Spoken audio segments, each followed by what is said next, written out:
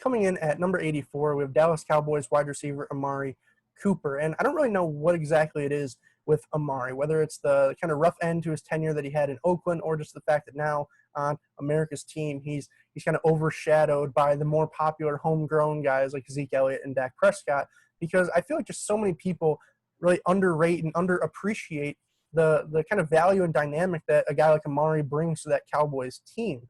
You just look at there's so many people who kind of say that Dallas needs to re-sign Dak, whether that was 30, 35, 40 million. And at the same time, it was almost difficult to find somebody supporting their re-signing of Amari Cooper at, $100 million over 5 years. And, in the same light, it's like you have people saying Dak's a top 5, top 10 quarterback. And at this point, it's almost difficult to find people saying Amari is a top 10 wide receiver. So that all kind of has me scratching my head, because to me, I just looked at, Dak's pre and post Amari numbers. And, for example, even though it's a small sample size, in those first 7 games of 2018 pre-Amari, Dak was completing 62.1% of his passes and averaging 202.4 yards per game. Like those are not even top 20 quarterback numbers. And then since Amari, from week 8 of 2018 to now, he's averaging 294.8 yards per game and is completing 67.2% of his passes. So, what's more likely, that Dak got a magic fairy to inject him with some elite quarterback genes between week 7 and 8 of 2018? Or is it more likely that Amari Cooper is an elite wide receiver and really a massive force multiplier on that Dallas offense, that it just makes everybody better? And, I obviously think the latter is more likely, and that's why you're going to have Amari Cooper here at number 84, and you're not going to really have Dak Prescott on my list. And first things first, we have a bunch of clips to get to today, so I'm going to try and rattle through these as quickly as possible. But, I wanted to mention Amari's body control, because it is one of the most important things that make him a really special wide receiver. And, there's going to be multiple clips here from this game against the Minnesota Vikings where you're just going to see him making these circus-like, kind of contortionist-like catches along the sidelines, where he's somehow able to keep his feet stagnant in bounds and just extend and reach that upper body across the width of really that white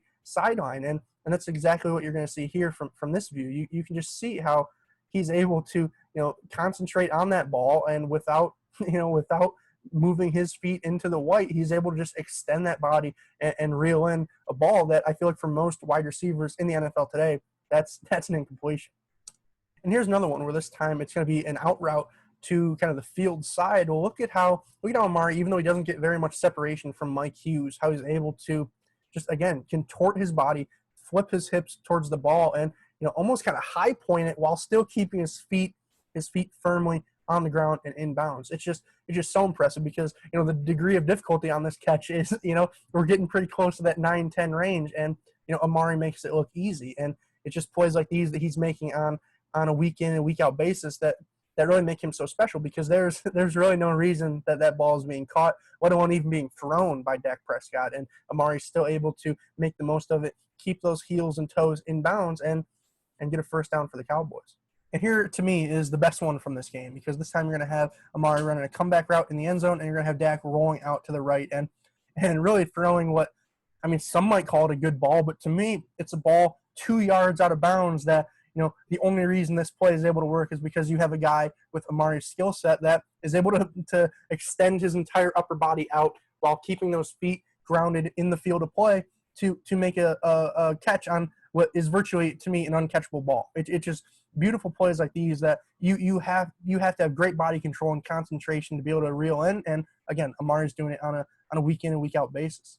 And one thing that Amari has surprised me with on film was just his ability to go up and grab these balls out of the sky that he really had no business grabbing. And, this is a perfect example on a play that kind of breaks down a little bit, and Dak, delivers a throw intended for 7'4" Yao Ming, but Amari's able to just go up, perfectly time his jump, and haul that ball in. And, we talk about elite body control, elite concentration. Well, here it is on display again, because, it takes just so much focus to really ignore all that noise and ignore the fact that you have Jalen Ramsey, who for a cornerback is a really physical big hitter, and he's able to ignore that noise, realize that he's about to eat the contact, and still remain focused on not dropping that pass.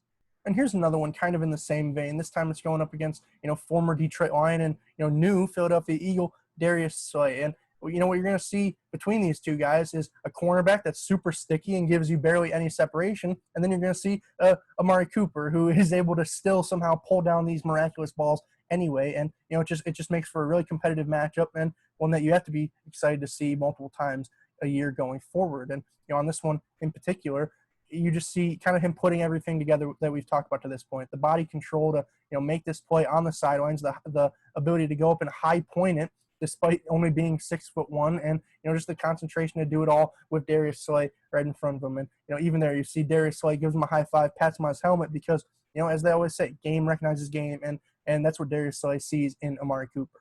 And here's another one. This time it's going up against the Washington Redskins on a free play where that defensive end jumps off sides, and we have Amari and Michael Gallup both going to the races deep.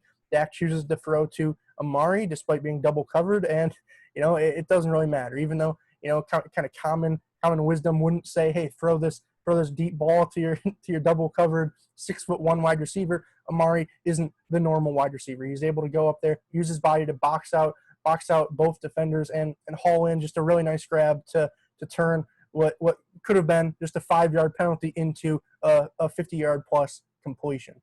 And, not to take away from anything that we've covered already, but, this is when we get to the fun stuff, because Amari Cooper's best trait is his ability to run some really nice and crisp routes and create separation from his defenders off the back of that. And, that all kind of starts with your release at the line of scrimmage. Well, here's Amari going up against DeAndre Baker of the New York Giants. And even though Amari knows in his head that, okay, I want to stack DeAndre Baker on this streak route, get outside of him, and hopefully haul in a touchdown, what he's going to do here is take a really hard jab step inside with his right foot in an attempt to make Baker think for just a split second that it could be a slant route, it could be something inward breaking, and as a result, he's going to just bounce that outside and just create maybe half an inch of separation on Baker that gives Dak just enough confidence to toss it up to Amari, and he brings it in. There you see the hard jab, and he bounces it back out left, and again, you see him stack Baker just barely, and is able to haul in a really nice touchdown in the back of the end zone.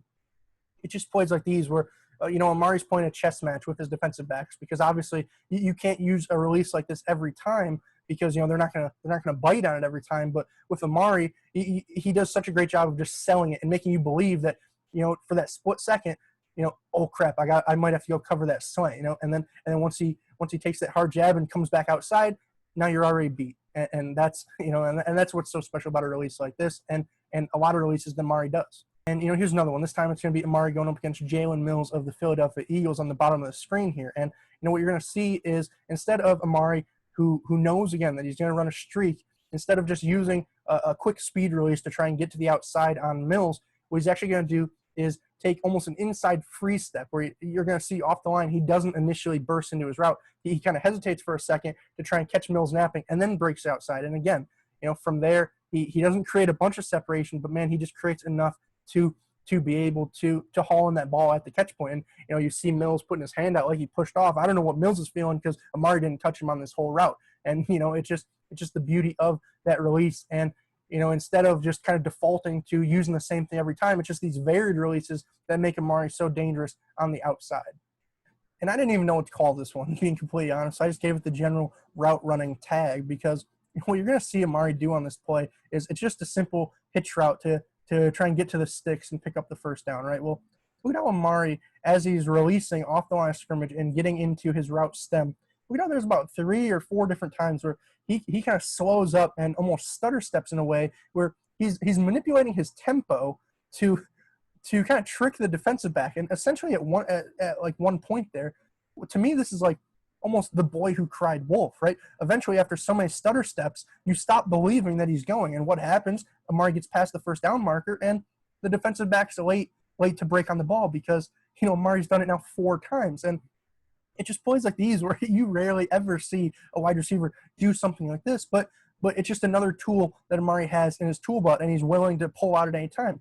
It's just so impressive to me, because again, not only does he get the first down, but he's then able to break the tackle and get extra yards. But you barely ever see somebody just run a simple curl route in such kind of a nuanced way, where again, he's taking 3 or 4 stutter steps that he could be breaking off of any one of them. But again, it's kind of like the boy who cried wolf. He's done it once, twice, 3 times. I'm not buying on this. at this point, the defender probably thinks that he's just going long. And what does Amari do? Again, once he sees the sticks, he busts it back inside and makes just a beautiful play. It's so impressive because, he's doing stuff like this on almost every route. Not necessarily, the 4 stutter steps, but he's adding slight nuances that you very, very infrequently see from other wide receivers. And this is another one that I love because you can just see Amari in the heads of his opponents.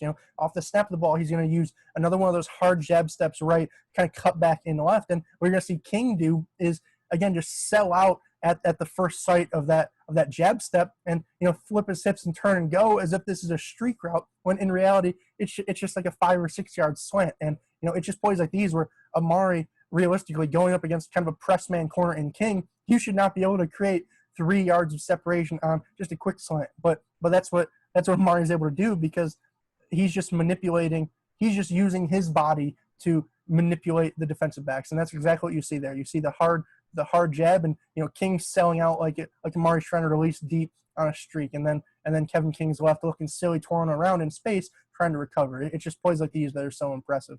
And I know now we're kind of getting real deep into the weeds of Amari Cooper's nuanced route running ability, but I hope you guys are still with me because to me, this is when stuff is really, really interesting because, this time he's not using his body or his feet to manipulate a defender as much as he is his eyes. And, this time it's going up against Xavier Howard on the very first play of the game, right? And, Xavier's been featured before on the channel. He's on my list. So if you haven't watched that video, I highly suggest you go check it out because essentially you'll learn what Amari Cooper already knows.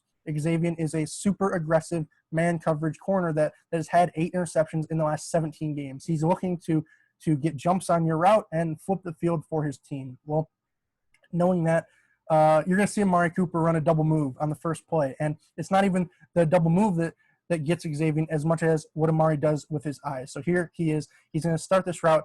Appears to be a normal post route, right? And look at here, now that we're getting towards this hash, look at how Amari has his head looking back towards Dak Prescott. I know it's probably not optimal on this small screen, but Amari has his head turned towards Dak.